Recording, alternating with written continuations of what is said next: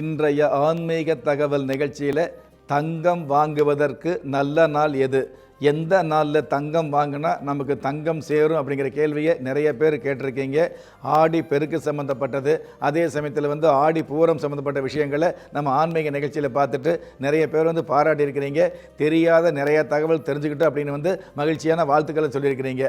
அந்த வகையில் இந்த கேள்வியும் நிறைய பேர் கேட்டிருக்கீங்க. பொதுவாக தங்கம் வாங்குவதற்கு அப்படிங்கிறது குறிப்பிட்ட நாள் அப்படிங்கிறத விட உங்களுடைய ஜாதகத்தில், அதாவது சொர்ணத்துக்கு அதிபதி என்று சொல்லக்கூடிய, தங்கத்துக்கு அதிபதி என்று சொல்லக்கூடிய பொன்னவன் என்ற ஒரு சிறப்புக்கு உடைய அந்த குரு பகவான் நல்லா இருந்தார் அப்படின்னா கண்டிப்பாக நீங்கள் உங்களுடைய வாழ்க்கையில் தங்கம் வாங்கக்கூடிய வாய்ப்புகளை சந்திக்க முடியும். வாங்கின தங்கத்தை அடமானம் போகாமல் பாதுகாக்கக்கூடிய சந்தர்ப்பங்களும் உருவாகும் அப்படிங்கிற விஷயத்தை தெரிஞ்சுக்கலாம். இருந்தாலும் அந்த மாதிரி தங்கம் வாங்கக்கூடிய அமைப்பு இருந்து நாம தங்கம் வாங்கணும் அப்படின்னா எந்த நாளில் வாங்கினா உங்களுக்கு நல்லது அப்படிங்கிறது, 12 ராசியை சேர்ந்தவங்க யாராக இருந்தாலும் பொதுவாகவே முகூர்த்த நாட்களில் தங்கம் வாங்குவது சிறப்பு அப்படிங்கிறத சொர்ண சாஸ்திரம் சொல்லி வச்சிருக்குது. முகூர்த்த நாளில் வாங்க முடியாமல் இடைப்பட்ட நாளில் வாங்க வேண்டிய நிர்பந்தம் ஏற்பட்டது அப்படின்னா கண்டிப்பாக, அதாவது பொன் கிடைத்தாலும் புதன் கிடைக்காது என்று சொல்லக்கூடிய புதன்கிழமையில் வாங்கலாம், வெள்ளிக்கிழமைகளை வாங்கலாம், அதே மாதிரி ஞாயிறு திங்கட்கிழமை கூட தங்கம் வாங்கலாம்.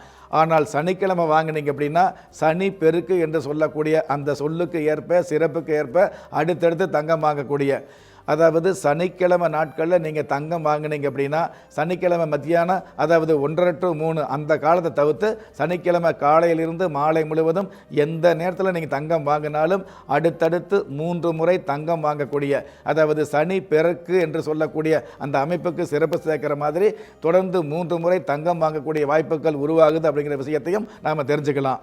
சரி, இந்த மாதிரியான நாட்களில் தங்கம் வாங்க தவற விட்டவங்க பொதுவாகவே அது என்ன கிழமையாக இருந்தாலும் தங்கம் வாங்கணும்னு முடிவு பண்ணிங்கன்னு வைங்களே, அந்த நாளில், அந்த ஒரே நாளில் தங்கம் வாங்கணும் அப்படின்னா எந்த நேரத்தில் வாங்கலாங்கிற கேள்வி நிறைய பேரும் கேட்டிருக்கிறீங்க.